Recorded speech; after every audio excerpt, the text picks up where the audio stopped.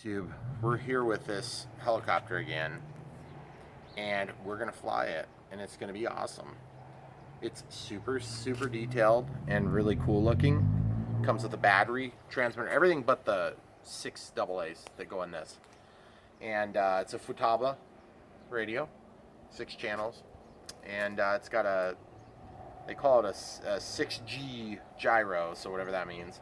It's been around for a while, but you can just watch my really long review and also how I fixed it, because it's brand new. I mean, why would you not want to fix it? Yeah.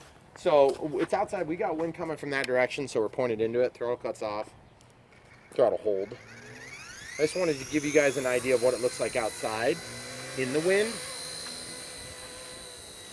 I've adjusted a bunch of settings, and I really like the way it's flying. Except that it's getting away from me. Get back over. Yeah. As you can see, it just looks awesome. We were flying it inside yesterday. That light is so cool. Mm-hmm. I really think it's reasonably easy to control. Of course, you can tell I'm no heli pilot here. As soon as you let go of the stick, it just wants to go back to whatever position it was when it was trained. But I mean, it's just, I could totally Enrique this. It looks so cool. I think it's a lot easier to see than the Apache I have too. I mean, the olive drab is obviously awesome, but it doesn't do anything for visibility. Mm-mm.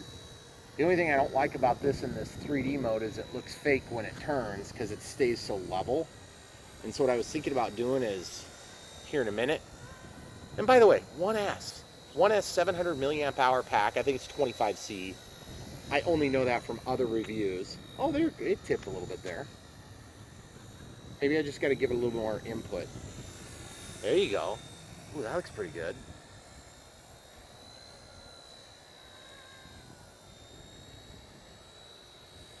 It looks pretty awesome. That light makes it easier to see. Are you able to get any zoom in, hun? Yeah, I'm trying to a little bit. We're going for some zooming today, guys, because this thing is so huge. Does the Apache have lights? Yeah, it has lights. It has navigation lights, and oh, that looks so cool. Oh, It's yeah. very bright. It is. That one is right. And we're, like I said, we're in wind. Mm-hmm.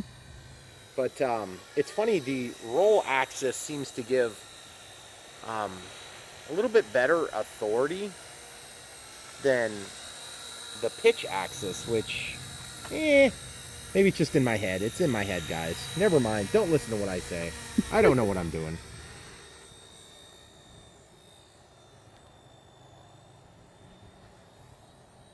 So now, flight times and stuff are always questionable because you're doing so many different things.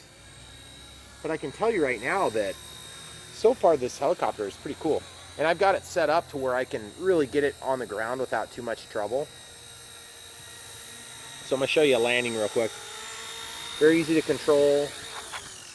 And before we kind of had it bouncing around a lot, but now I've got the pitch and the throttle curve set up so that it just lifts just at the perfect time. And it's got juice. It'll go up. It looks very real. I love the way it looks.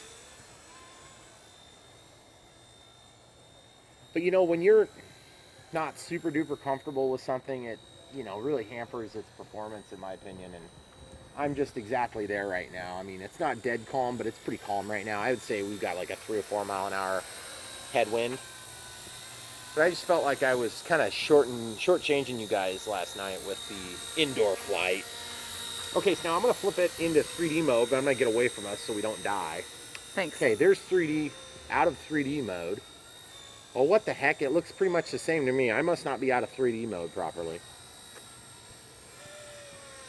Seems like it's recovering to me. Maybe I've been in the wrong mode the whole time. Wouldn't that be hilarious, guys? Okay, I'm going to go back to the other mode. Well, what the heck? That looks about the same to me. Mm-hmm. I don't know what the difference is. Okay, so I'm going to go to idle up mode. Whoa. Well, now, just so you guys know the difference between idle up and not idle up, I guess, is that you can produce upward and downward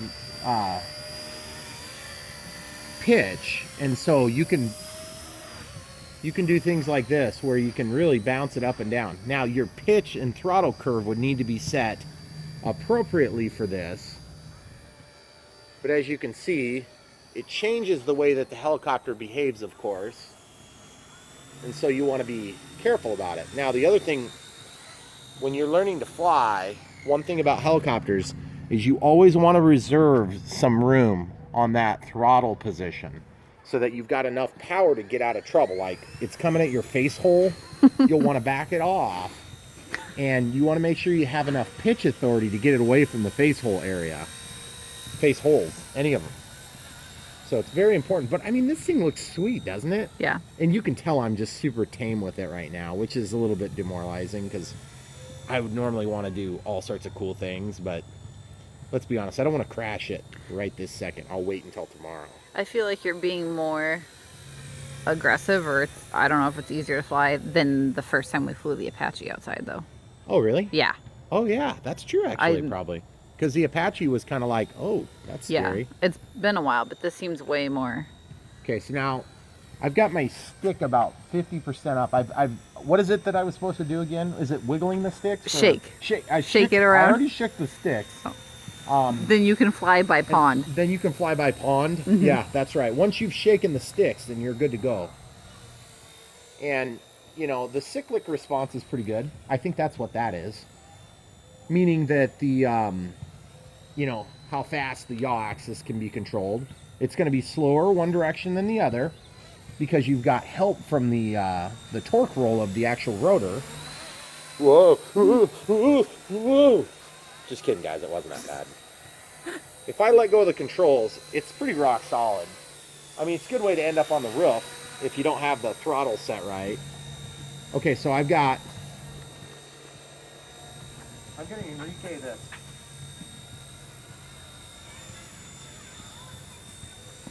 So it's pretty good.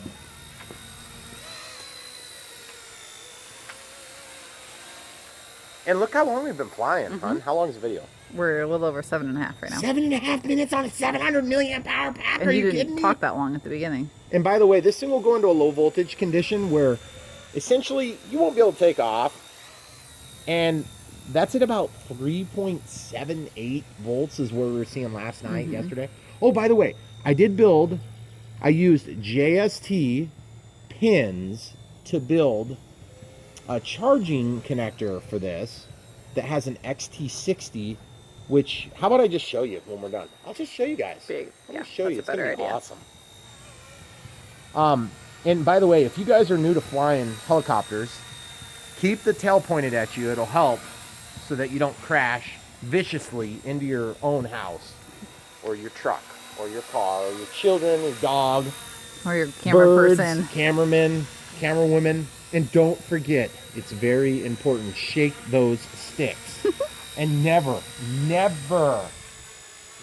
Enrique Iglesias moving helicopter. You always got to wait till it's holding still.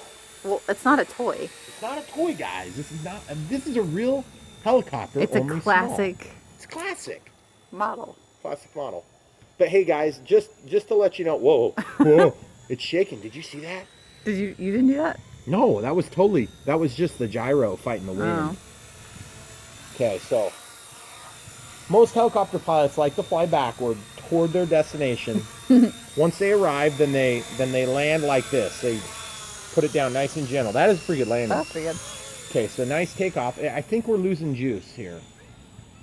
Okay, so I'll try to land. Whoa. Oh, well, I guess we're gonna land there, guys, because we are out of power. There you go. So throttle cuts on, or throttle hold. Okay. So we're gonna go grab it. I was hoping to do an Enrique Iglesias landing. At least it didn't like fall out of the sky. Which, if you don't get cut, it's not technically Enrique Iglesias style. You have to have blood all over yourself and then conduct the rest of your performance. So I'm really sorry to disappoint you guys. what we're gonna do is I'll show you the battery next, and it's gonna be great. Okay, guys. So you can see this light is flashing.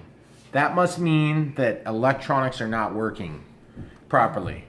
So no more shaking of sticks. No more.